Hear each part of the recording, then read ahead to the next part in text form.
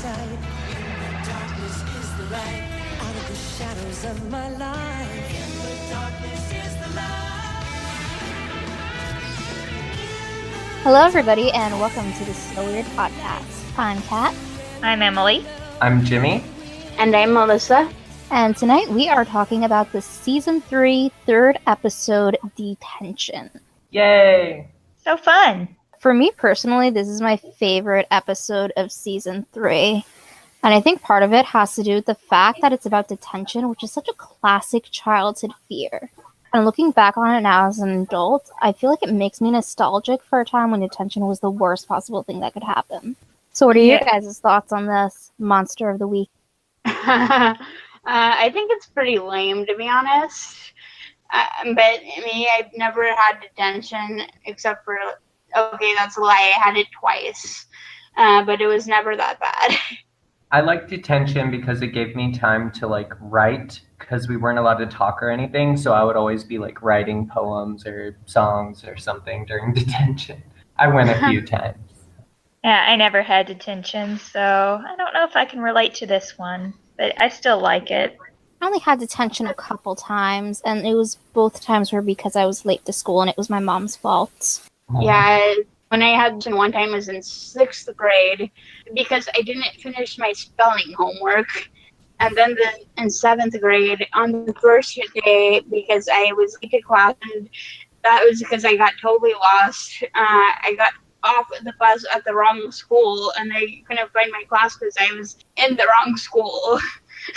Oh, no. But it's right next to each other, so I eventually found my way to class, but it was 30 minutes late. Oh, I was always in detention for attendance issues as well, like being late. In this episode, it's interesting that Jack and Annie aren't really getting detention in the modern day. This show kind of does a little twist on it, where we have a time capsule introduction with Annie talking about time capsules, and I wonder if anyone has ever put time itself in a time capsule. And the premise of this episode is Jack and Annie get accidentally transported to this detention from 1974.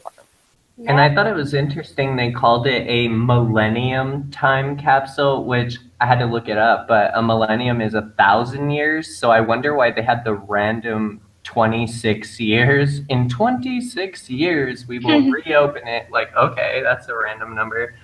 Yeah, that's what I was thinking too. You'd think it'd be 25 years. Why didn't they pick 25 years? Probably because of all the hype about the new millennium. I feel like all the TV shows and even Nickelodeon as a whole network did this time capsule thing where it was such a big deal turning to the year 2000. Mm-hmm.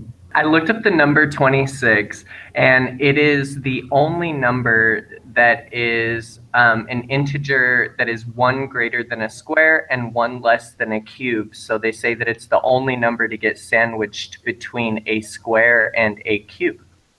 Whoa. I don't completely understand that, but cool. Mathematics. Interesting if you're into math. Yeah. Yeah, but I guess I was wondering, why didn't they just have the time capsule be created in 1975? So it would be a nice, even 25 years, or not even, but, the typical 25 years. I don't know. Interesting choice. I noticed a mess up right at the beginning of the episode. The first mess up that I noticed this episode was when Annie's doing her intro, you see a boy put in the tie-dye shirt, but then when the episode starts, it's a girl who gets the tie-dye shirt, Priscilla Carpenter. I was like, oh, mess up. Huh. Either that or maybe she's trans. Yeah. Oh my gosh, trans representation. Yeah. In the year 2000. Yeah, I feel like Jimmy's right, though, and they just messed it up, but it would be nice to think that there was representation in the So Weird universe. Yeah. Another thing that I think might qualify as a little bit of a mess up is I feel like the time travel concept with the time capsule is kind of a redo on the season 1 episode Singularity, where we had the time warp. Oh, that's true. That must be why they didn't have a lot to say about mechanics of it all in the intro. I feel like the intros for season 3 so far haven't really provided a lot of historical information or Mhm. anything like that. Yeah, they just kind of pose an interesting question at the end. That's why the title of the episode is about detention rather than having anything to do with the phenomenon of time travel. Yeah. Right.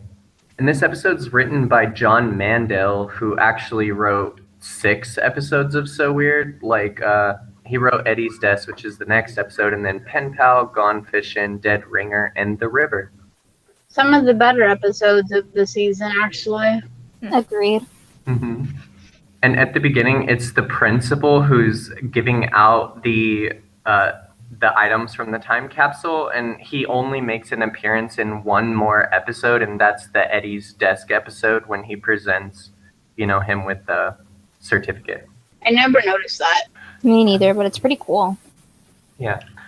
So, one thing we find out pretty early on in this episode is that Molly actually attended Hope Springs High School, which I don't know if that's really in line with the original plan for the show. What do you all think? It is, because remember, Jack said that Fee was really little when they moved to Hope Springs. And we don't know where Molly grew up, but I assume she and Rebecca didn't grow up in Hope Springs, because Hope Springs in season 2 in Siren was described as like a getaway town for the rock stars. Yeah.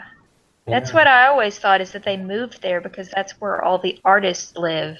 And that's where the recording studio is. And canonically, they actually lived in LA, I believe, when Fee was a baby, when Fee was born. Yeah. Plus, Molly's parents, as we know, live in Pennsylvania. I don't think it's actually said in the show, but we know from one of the scripts from the script of Banshee, that they live in Pennsylvania. So, yeah, I don't know if I totally buy that Molly went to Hope Springs High School. There's a lot of stuff in the episode about Molly that bother me. Sorry, Melissa. Yeah, same here, to be honest. Molly bothers me in almost every episode. This episode is really bad. Yeah, the line that really jumps out at me early in the episode was when Annie asked if she was voted for most anything, and she answers, most likely to have difficult children while playing with Annie's hair. And that's so cringeworthy because that's not even your child. What are you talking about? Yeah. And Molly clearly, looked at her like, brat? Yeah, and clearly Jack agrees with me because he immediately starts talking about, oh, I wonder how Fee's doing. Your real child. Yeah. Right. And I also thought Molly says, I never put anything in the time capsule. So I'm like, well, why the heck are you there then? Because it's the opening of the time capsule. It's the only reason why you're all there. Maybe it's like a reunion. 26-year reunion that never happens. Yeah, it did say something about a reunion. But speaking about why are you there moments, what about Carrie? Is anybody else wondering why is Carrie at Molly's high school reunion? Like, the only logical explanation is that he's her date. I know how gross Molly and Carrie would be in real life, but this season is really why I crack ship them so hard. Like, you can't ignore it. All the Molly Carrie moments are in this season. And his first line is, where's your mom? To Jack. That's his first line. Where's your mom? I'm like, why are you just looking for Molly? And he refers to Annie as kiddo. Yeah. That's a little weird. So Jack is like jealous that Molly is like showing off her new daughter, Annie. She's like, this is my kind of adopted daughter and new friend. And Jack is like hecka jealous. Yeah, and then by the end of the episode, she actually does refer to Annie as one of her children. When she's talking to Mr. Cox, she says, "You did this to my kids." So, yeah. I know, it's like Molly forgot that she really had a daughter. I don't think It so. bothers me so much. Also, when we first get introduced to Steve Anderson, that guy Molly went to high school who her science teacher shipped her with, Annie just clears her throat to get Molly to introduce her to him. And it's like, what are you doing? That's so rude, annoying, and childish. She has such an everything's all about me. Let me talk to this guy attitude. Yeah. This is one of the reasons I don't like Annie. She's pushy in this episode. I don't even know what you all are talking about, to be honest. But Well, like when Steve Anderson first walks up, he's like imitating Mr. Cox, and he's like, "Go to detention right away." And then Molly turns around and recognizes him. But as soon as Molly starts talking to him, Annie is like, like behind her, and she turns around like, "Oh, this is my kind of adopted daughter and my son Jack." oh, Yeah. I didn't even She pick forgot up on about it. Jack though. Yeah, Yeah. I forgot about Jack temporarily in that scene. And that's just something I didn't really like that much. Mhm. It's out of character. Yeah. He didn't like it either. That's why he got jealous and walked away. Yeah, I feel like Jack kind of speaks for the fandom a little bit in this episode with his displeasure of Annie replacing Fee and constantly missing her. Yes, I totally agree. And it's appropriate that this episode's early on in the season for that reason. It really feels like a nod to the fans, like Disney is saying, we know this, is upsetting, but it does seem like a nod to the fans, like how much he's jealous of her this episode. Yeah, and then we have that scene with Carrie and Annie where Carrie goes over all like, hey, what's going on with you and Jack? And he tells her, you and Jack are a lot alike. People sometimes can't see what's right in front of them. And it's like, first of all, Carrie, why are you involving yourself in this conversation like you're their stepdad? And second of all, he sounds like he's Shem. Yeah, he's the captain of the Johnny ship. Yeah, agreed. Who can blame them and who can blame him because they are pretty shippable in this episode, to be honest. I don't know. Not towards the end, but Yeah, definitely in the end. But it was weird how he did say people sometimes can't see what's right in front of them. I felt like that was kind of like a nod to Molly. Like, I don't know. Not noticing him. Right. Gotcha. And I always loved Annie's outfits this season. Like, I love that pink sweater she was wearing. It just like stuck in my mind when I remember this season. I always see her in that pink sweater or that pink hoodie. huh. I really love Annie's hair. I was so jealous of it as a kid. Oh. Yeah, it is cute. So should we get into the meat of the episode? Yes, the detention scenes. And the weird thing that happens, of course, is that Molly and Steve, they find the watches in the time capsule, which they didn't put in. So they throw them in the trash, which is kind of rude. Because what if it was someone else's accidentally tagged as theirs? Anyway, so then Annie fishes them out because she decides, oh, I want Jack to like me. So she gives him one. Just a little contrived, I feel like. But anyway. So then they both put on the watches and they get sucked into a detention room. Ooh. And the first thing they notice is a woman reading a newspaper dated from 1974. And Jack's like, oh, what's she doing with this old newspaper? And he's like, that's not old. Look at it. It's brand new. And suddenly Annie's like, whoa, something weird's going on. And Jack is just trying to rationalize it all. Like, we just opened a time capsule. Of course, it's from there. And one of his most notable lines in this episode is, that's Sophie, Annie. Skip logical and go straight to impossible. Mm-hmm.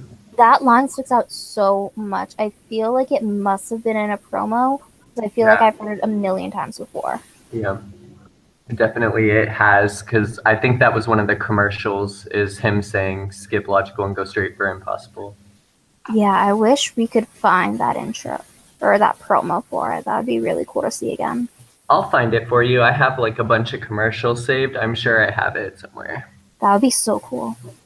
And I noticed something about Mrs. Mitchell. She looked really familiar to me, and she's Shirley Broderick, but she actually plays in John Cooksey's show The Collector, and in Alex Johnson's episode of The Collector, The Ice Skater, Shirley Broderick plays Alex Johnson's grandmother, Josephine, in that episode. Wow. Yeah, and Alex's character, Isabel, actually calls her a bitch in that episode. I need to watch that episode. Of The Ice Skater? Yeah. Of Cold Squad? Is that what you're of The Collector? Yeah. Yeah. It's a good I feel like the true horror of this episode comes in the detention scenes with all the old school punishments that Mrs. Mitchell gives them. First, they have to write lines on the board of I will not ask stupid questions. a zillion books magically appearing so that they can do their homework and write essays. She has them doing push-ups and cleaning gum off the bottom of their desks. It's so old school. Everything they were doing was with their hands. Like, how much carpal tunnel would they have had? Like, first they wrote on all those chalkboards, then they had to write like all those papers, then they had to do push-ups, and then they had to pull gum off of the bottom of all the tables. Like, their arms would have just been dead. And that's the whole point. This whole detention was contrived to get them to hold hands. Because first you have Annie holding Jack's hand to help him write on the board, and then during the homework sequence, Jack has to hold Annie's hand to help her write. And for one thing, that's like totally implausible. Like, how would you grab somebody's hand and make them physically write something? But on another level, it is really cute, and I definitely ship them. Yeah. And that was the second mess up that I noticed, was where Jack is like, I can't write anymore on the chalkboard. Like, when the camera spans to him not being able to write, it's a sentence, but then when Annie helps him, he actually starts writing like in a really random place, and it's like not even a sentence right there. So now he's mad at Annie because she keeps talking. Like, Annie asks a question, she's like, we don't even have any homework, and Jack's like, will you just shut up, or can you ever like not talk? Reminds me of me and my sister, to be honest. Did you think it was funny that like Molly ends up walking with Steve? Like, he ends up helping her try to find Jack and Annie because she's suddenly looking for them. But did you realize that Molly was like, I just have a feeling that Mr. Cox is involved in this? I was like, I what? feel like that's just bad writing. Yeah. Like, it wasn't a hint at Molly's witch ancestry, because that's a no-go in this season. It was just, oh, well, Molly has to play detective in this episode. She's got to do something, so let's have her be suspicious. Right. Yeah. She like threatened Mr. Cox's life in this episode. She like grabs his bow tie and she's like, you're never going to need to watch again if you don't tell me what's going on. I was like, oh. Whoa. Well, to be fair, I do think Mr. Cox is a huge creep for shipping people in real life. That was weird. And they were kids.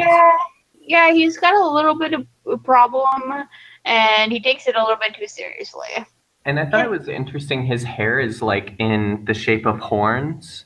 Did you guys notice that? And it's funny because I recognized him too, and where I recognized him from is actually Daniel Radcliffe's movie Horns. he plays the priest who's like, maybe you should kill yourself. Did you guys ever see that movie? No. Oh. Oh, no. It's a good one. It's a really good movie with Daniel Radcliffe and Juno Temple. I do really like the scene where Mr. Cox enters the detention room to give Jack and Annie instructions on how to get out, just because Jack's attempts at getting his attention is just adorable. Like, he starts jumping up and down, waving his arms, making funny noises, and nothing. I had a major crush on Patrick Levis when I was like 8. He's so much hotter now. Like, have you seen him now? Oh Yes, God. I have. And it makes me really happy because he's married, he has kids. His daughter, there's a video of her as a 2-year-old playing the harmonica, and it's adorable. I'm glad he has a happy life now. And he's super Christian. Mm-hmm. He's a sweetheart. And his new album came out like, what, a year or 2 ago? And it was really good. It's really Christian, but it's really good. Yeah. I'll have to check that out sometime.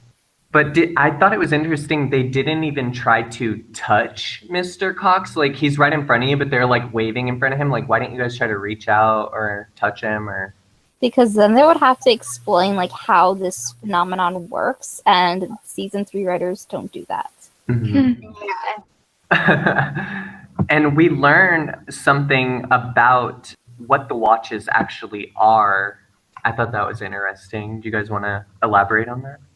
No. You mean what the colors are for? Yeah, I didn't realize until this rewatch that they were mood watches. Yeah. So they change colors depending on your mood. And if they turned blue, then that meant that you were happy.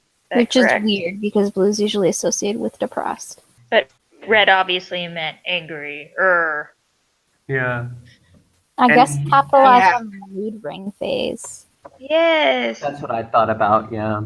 And did you think it was interesting that he like waited 26 years just to give them one last chance because Molly and Steve like they never knew that they actually liked each other, but he knew it, so he tried to find any old excuse to put them in detention, and so he waited 26 years to give them one last chance to like each other.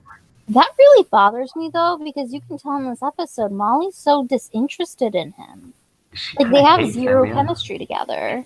And like he seems like he might be a little into her, and maybe the teacher saw that and was like, "Oh yeah, go get him, Tiger." But like it wasn't reciprocated. Mm-hmm. It's creepy, and I feel like he'd probably end up in jail if it were today, because it's next level stuff right there. So when did he put the watches in the time capsule? Was it back in the 70s or was it recent? Yeah, in the Back in very the first 70s. intro on August 9th, 1974, that he like that night he goes and puts them in the time capsule before it gets buried, I'm assuming. Okay. Whatever. It's weird. The fact that he even remembers 20 however many years later and cares about it still enough about the relationship is just strange. And Yeah. And not the What? good stuff is so weird.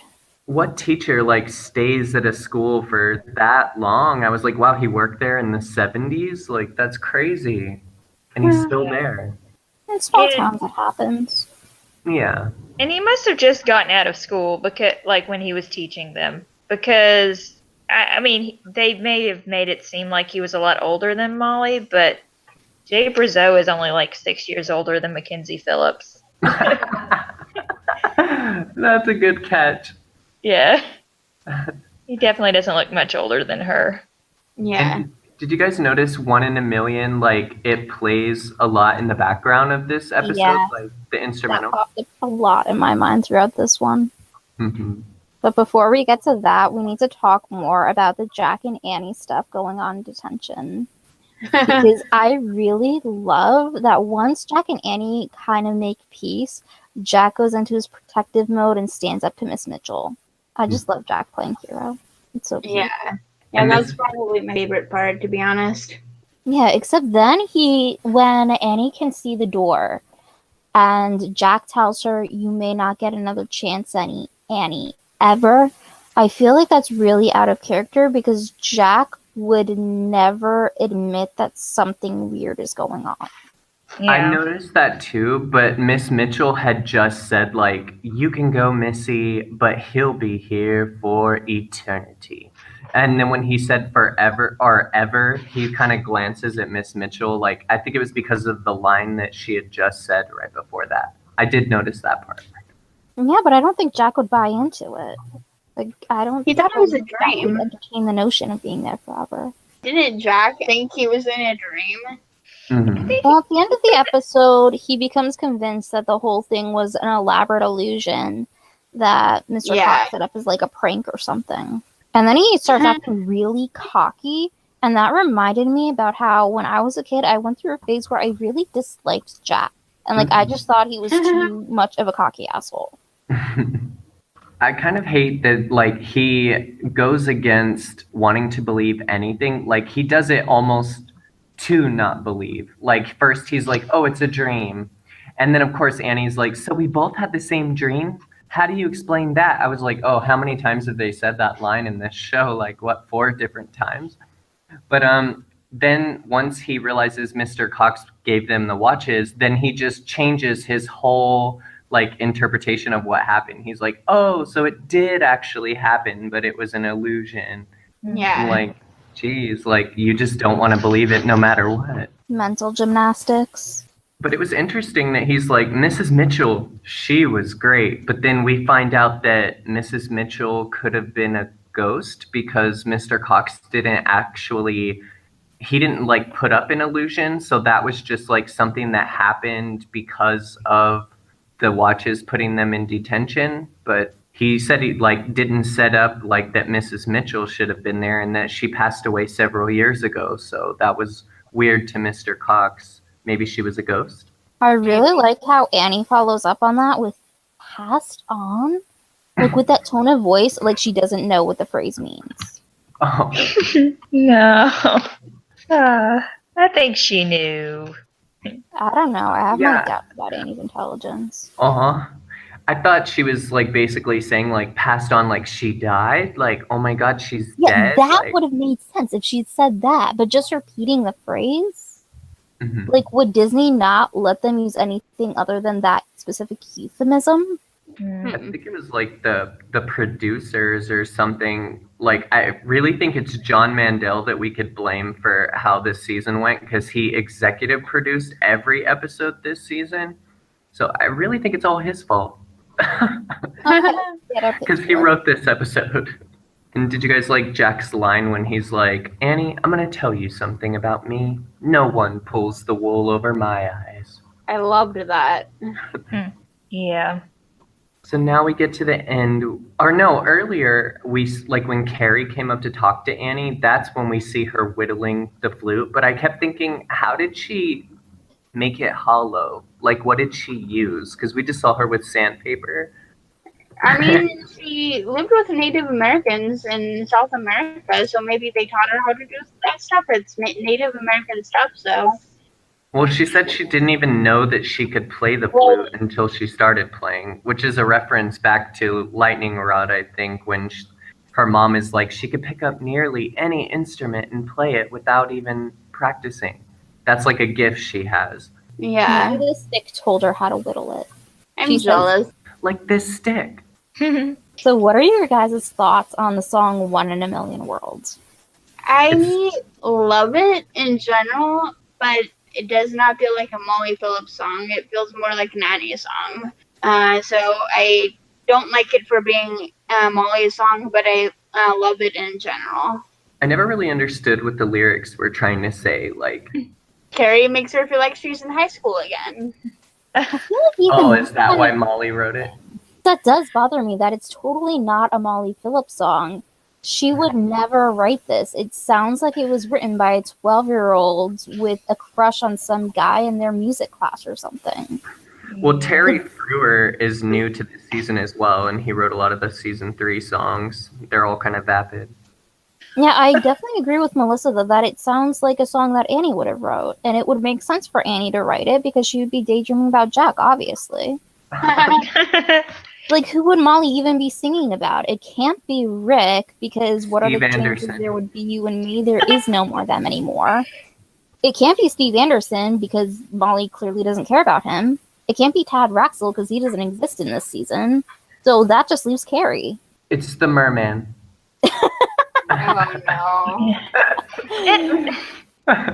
It sounds so happy, and I just don't know if Molly's at that point yet where she could write something that's so blissful and, cheery. Yeah, Yeah. I agree. That said, I love this song so much when I was a kid. Like, I'm ashamed to say this, but when this episode premiered, I preferred this song over any Molly Phillips song. Oh wow. Really? Probably because it actually stands out to kids. It's kind of like how teenagers or younger kids would prefer like teeny bop songs than Yeah, the songs their parents listen to. agreed. And the Molly Phillips songs would be closer to what the parents listen to than what the kids listen to. I feel like the song very much was aimed at a younger audience and was part of the lightning of season 3. Yeah. I like it because it was the very first time that I ever heard Alex Johnson sing, and I have been a fan of hers for 17 years now. And I have every song that I ever have, I love her music so much, and I have all of her songs. And this was the very first time we heard her sing, and she was amazing. Yeah. She does have a really nice voice, I must say. We got to see that band member from Molly Phillips' band. What's his name? Chuck. Chuck. Dude, bro. Yes, Dude, he's bro. back, and he's happy to be there. Got a nice smile. Yeah. Alex's voice, I was just saying she's even gotten better through the years Mm-hmm. with all her recent work. It would be interesting to see Annie all grown up. Yeah. Also, I feel like we cannot talk about the song One in a Million World without talking about the facial expressions that everyone is making during the scene. Because it is hilarious to just freeze frame during this montage and see their faces. Because everybody is making the most ridiculous looks possible. Yeah, I never noticed Yeah. that until on Tumblr. I think one of you guys have a so weird Tumblr that points out random things, and one of the things was all the random faces in the song, and yeah, that's the first time I realized it. Yeah, that was me. Which But like, you have Carrie even sticking his finger into a freaking candle. What are you doing? And the look on Jack's face. And the one that Annie makes at the end of the song, like, it looks like they're flirting, but they're doing it so badly. They definitely look like they're flirting. But I thought his line when he's like, "Yeah, Annie, come join us." I just thought it was like the weirdest line. Like, Yeah. it was so awkward. yeah. The whole scene is awkward. It is. It feels forced, and I don't know. The song feels forced. It doesn't really gel with this episode, in my opinion, or the show. But that's just me. Yeah, it has not aged well at all. I loved it so much as an 8-year-old, but I can't listen to it and enjoy it now for anything other than nostalgia. I still listen to it because I listen to like Alex's songs like shuffled. So it comes on sometimes and I'm still like singing it like it's the year 2000. Yeah, but like I can listen to all the Molly Phillips songs from seasons 1 and 2 and rock out to them and cry to them. And I feel like they've all aged super well. Where like I'm still dying to get a Molly Phillips CD. Mm-hmm. But listening to songs like One in a Million Worlds, it's like I'm not 8 years old anymore, and there's nothing in here that I can relate to or enjoy anymore. I think one of the things about this song is that it's so short that, I don't know, to me it almost sounds like a jingle. It's that short. So I can't really treat it as a song. It doesn't sound complete. Exactly. Mm-hmm. And with Molly being like, there's something missing from the song. Like, clearly the song is supposed to be like 3 or 4 minutes long, right? Like, but I guess we just got this little clip of it, and this is all that ever existed. Yeah. I wish that we would get like official releases of the music, because I do like Molly Phillips songs from the 3rd season. Like, you know, their songs she does, Thinking About Tomorrow and Different Story. Those are really beautiful songs. I actually have Write a Different Story tattooed on me, so. Yeah, you do have that tattoo. Any other thoughts you all might have about this episode? We didn't see Ned or Irene at all this episode. They're not in a lot this season, and that makes me sad. Yeah. I guess they didn't go to Hope Springs High School. They do use Molly's maiden name in this one. McQuinn. Isn't that her actual maiden name as established by John Cooksey? Yeah. Something they kept from the first 2 seasons. Yeah, the most we knew was O'Shannon from her family name, right? Yeah. Yeah. Yeah, I think that was Grandma Kathleen's maiden name.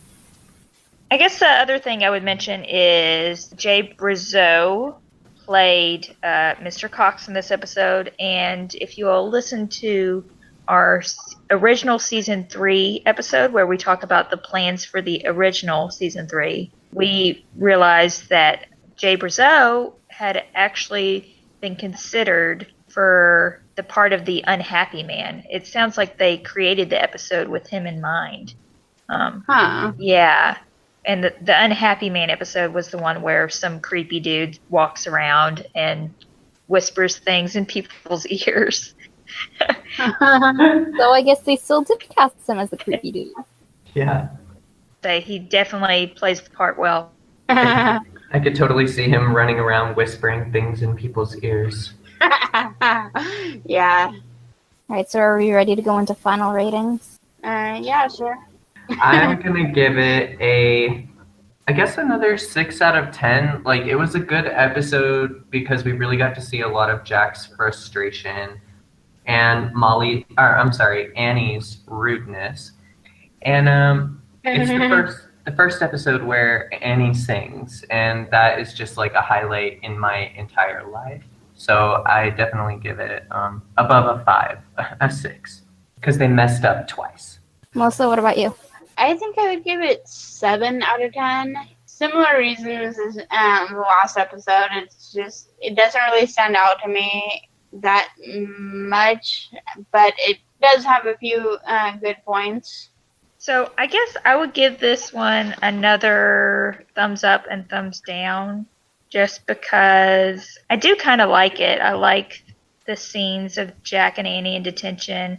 I think the shot of like the chalkboards popping up all over the room is kind of an iconic one. I feel like I just remember it pretty well, and that whole sequence is really fun to watch. But the actual overall plot is a little too contrived and strange to me. So yeah, that's why it's getting a thumbs down. I would give it a 7.5.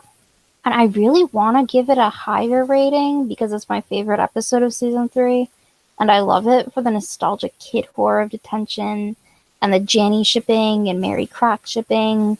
But I can't give it any higher because the tension between Jack and Annie earlier in the episode seems so forced. Molly has this new love interest, Steve Anderson guy, that nobody is into, including her. And Molly and Jack just seem out of character at a couple different points in this episode. So I just can't push it up any higher. I still enjoyed this episode for what it's worth, though. Okay, is that all we have to say about this one? I wanted to mention that I thought it was really gross that when Miss Mitchell says they have to pick the gum off the bottom of the desk, they automatically start touching the gum with their bare hands. Yeah. I just thought of that, but I thought it was gross. And Carrie, one of Carrie's scenes is he's eating those hot dogs. I'm like, there's Carrie eating again. Yeah, and how he asks Molly, you know what I like about hot dogs? And she's like, you can hold one in each hand. And he's like, exactly. That was funny. Clearly Kind of sexual. Kind of weird. All right, are we ready to go to the feedback corner? I guess so. Well, guys, it's feedback time, and we don't have too much this week because we just released the latest episode a couple days ago. But we do have a couple comments. First, we have a comment from Emily on YouTube on our interview with Dave Squatch Ward, who played Ned. I think it's from that episode. And she said, OMG, I'm so obsessed. Thank you for this. So, I'm glad we got feedback on that episode because that was something different. yeah, it was a really fun episode, and you're very welcome. Thank you for listening. Kat, you commented, so you may want to read this one. Okay. So I commented on the Lightning Rod episode on YouTube and said that I just rewatched Snapshot, and Fee's excuse of leaving to save Molly from dealing with weird stuff is all the more infuriating with the realization that Molly literally lost her soul in season 3 and Annie didn't even save her. Would have been safer with Fee, who would undoubtedly make sure her mom and everyone else had her soul back before letting Ned drive them away. Shake my head. I have the comments. Thanks for sharing, Kat. No problem. We appreciate your feedback. I don't remember that episode very well at this point, so I think It's one of my favorites, or at least it was. I remember it was directed by Melissa Joan Hart, I think. Yeah. Her sister was in it. Yeah. Yeah. 'Cause there was a promo for it. Yeah, and it played constantly. Mm-hmm. Well, awesome. Thanks, Kat. And then the only other comment we have is on our latest episode from Talking Board. Princess Fernandez commented on Facebook, I think that was the episode that made me want a Ouija board, especially because my neighborhood Albertsons used to sell some in the toy aisle back in the day, LOL. Never followed through, thank goodness. So I do think that a lot of people probably wanted Ouija boards after watching that one. Yeah, I didn't get to share this story because I wasn't on the last podcast, but I just want to share now that when I was 11, I went over a friend's house, and we were down in her basement, and she took out this Ouija board, and we were debating, should we play with it, should we not? And as we were talking about it, we started hearing this eerie singing coming from the corner of her basement. So we noped out of there and ran upstairs, and we found out later that it was her older sister listening to like Britney Spears or something and singing. But we told everybody at school that we totally heard a ghost through the Ouija board. Oh, great. Funny. I think my cousins had a Ouija board, but I was always too chicken to try it. Yeah. I don't know where it is now, if they even still have it. Yeah, I mentioned in the last podcast, my sister had the Ouija board for Christmas, and I ended up keeping it because my mom wouldn't let her bring it home. And I lived with my grandma at the time. I remember playing it with my cousin, who was a little bit younger than me, and I was moving it around to say things that would scare him, and he was so scared he actually ran out of the room screaming, and so that was funny. But I know that was completely me fucking with him. Oh, and before we close out our little feedback corner, shout out to Astrid, the troll that has been downloading all of our episodes. Yeah, we know thanks, it's Astrid bitch. because it's a troll. Thanks, bitch. I find it super flattering, to be honest. Getting a thumbs down means that you finally made it. Like someone cares enough about what you're saying to give you a thumbs down. It means a lot. Thank you. Yeah. Yeah, and thank you to everybody who keeps watching and commenting and sharing the So Weird podcast. Yeah. It really means a lot to us. So. Yeah. All right. Is there anything else to talk about? Any new reboots coming out or Disney-related news? I noticed that they're making a Disney made-for-TV movie, but it's Freaky Friday. They're actually remaking that again. I'm like, wasn't Lindsay Lohan and Jamie Lee Curtis's version, like, didn't that suffice? But they're going to make another Disney Channel original movie, Freaky Friday. Yeah, and also just one thing I want to bring up is that I had tweeted at John Cooksey and Mackenzie Phillips this idea for teaming up as a songwriter-singer team for So Weird songs, and John Cooksey replied with the idea that they could go back to Disney to try to get permission to do a live performance. And he has encouraged us to email the head of Disney, Gary Marsh, because he was still there when they were doing So Weird. So I've emailed him. I haven't gotten anything back yet. But hey, if you love So Weird and you love some Molly Phillips music, maybe you can try and maybe we can get something going. Whatever works or whatever. Yeah, I mean, that sounds like a good enough idea to me, definitely. Yeah. I think. Thank you so much for that. Yeah. Just make sure you all mention, if you do send them emails, it might be a good idea to mention that the 20th anniversary is coming up next year. And I think that's something we should all maybe keep in mind within the next few months. Maybe try and brainstorm some ideas for how we can celebrate the 20th anniversary of the premiere of So Weird. Yeah, that's a good idea, Emily. Yeah. So if you all have any ideas, any of our listeners, for what we can do, send them our way. We'd love to hear from you. Right, so this concludes this episode of the So Weird podcast. Thank you for joining us. I'm Kat. I'm Emily. I'm Jimmy. And I'm Melissa. Keep the faith and never give up on So Weird. Bye. There is no might have been. I say it's destiny.